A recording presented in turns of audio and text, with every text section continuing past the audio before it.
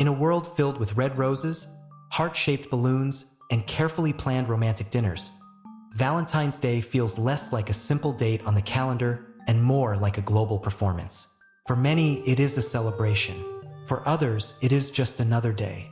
And then there are some who quietly step away from it, not with anger, not with bitterness, but with silence.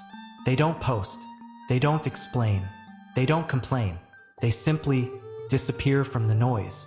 This video is not about hating love. It is about understanding the psychology of people who do not celebrate Valentine's Day.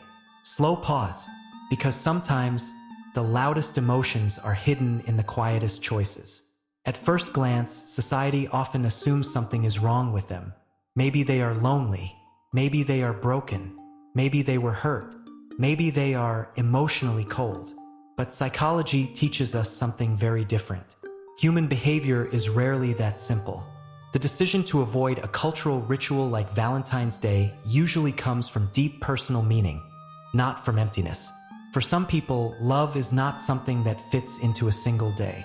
There are individuals who believe that love should be ordinary, daily, invisible, not performed, not announced, not posted. For them, turning love into a scheduled event feels artificial, almost like reducing something sacred into a product. Chocolates, cards, reservations, deadlines. They don't reject love. They reject packaged love. Psychologists call this a resistance to symbolic pressure.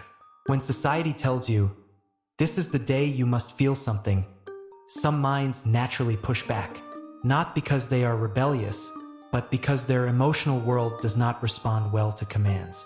Real emotion does not come on schedule. For others, Valentine's Day activates something much deeper: memory, a past relationship, a betrayal, a loss, a silence that never healed. They don't avoid the day because they are weak. They avoid it because they remember too well. The human brain is not just a thinking machine. It is also a memory machine, and memory has its own seasons. There is a psychological concept called emotional association. When a date becomes linked with pain, the brain doesn't see it as a celebration anymore. It sees it as a warning. So instead of fighting those emotions, some people choose distance, not to escape love, but to protect their nervous system. Then there are people who are deeply independent. They are not lonely. They are not afraid of relationships. They are simply complete within themselves. They do not need a social event to validate their emotional worth. Their self-esteem does not come from being chosen. It comes from choosing themselves. Modern psychology calls this internal validation. These people feel connection in quiet ways, in long conversations, in shared silence, in loyalty, in time, not in hashtags. Some personalities are naturally private. They feel uncomfortable when emotions become public performances. For them, posting love feels like exposing something sacred to strangers. They don't want applause for their feelings. They want authenticity. So when Valentine's Day arrives with its cameras and expectations, they step back. Not because they don't feel deeply, but because they feel too deeply. There is also another group, people who see the world differently.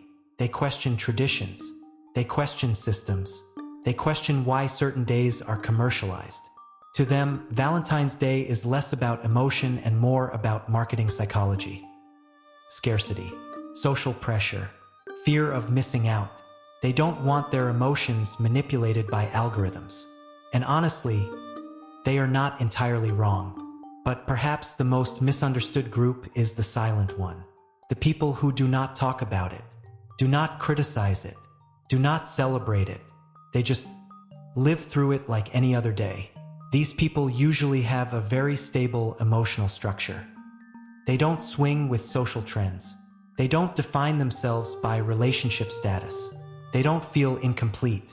Psychology calls this emotional self-sufficiency. It doesn't mean they will never love. It means they don't need a festival to prove that they can. But society often misunderstands silence. We assume silence means sadness. We assume absence means emptiness. In reality, silence often means clarity. There is a strange pressure in modern culture If you are not celebrating, you must be unhappy. But happiness does not always look loud. Sometimes happiness looks like peace. Sometimes it looks like routine. Sometimes it looks like a normal day. Another deep reason is attachment style. Some people have what psychology calls avoidant attachment. They value independence. They feel overwhelmed by emotional expectations. Not because they don't care, but because too much emotional demand feels suffocating to their nervous system. So they prefer low-pressure connection. No rituals, no deadlines, no performance. This does not make them incapable of love. It simply means their love speaks a different language. There is also the concept of meaning fatigue. When everything becomes symbolic, nothing feels special anymore. If every moment needs to be romantic, then real intimacy loses its natural rhythm. Some people protect meaning by not overusing it. Interestingly, many highly thoughtful, introspective, and deep personalities often dislike performative traditions. They don't want to celebrate love. They want to live it. And then, there are those who are healing. Not broken, not bitter, just healing. For them, Valentine's Day is too loud for a heart that is still learning how to be quiet again. Healing needs space. Not roses. So what does psychology really say about people who don't celebrate Valentine's Day? It says nothing is wrong with them.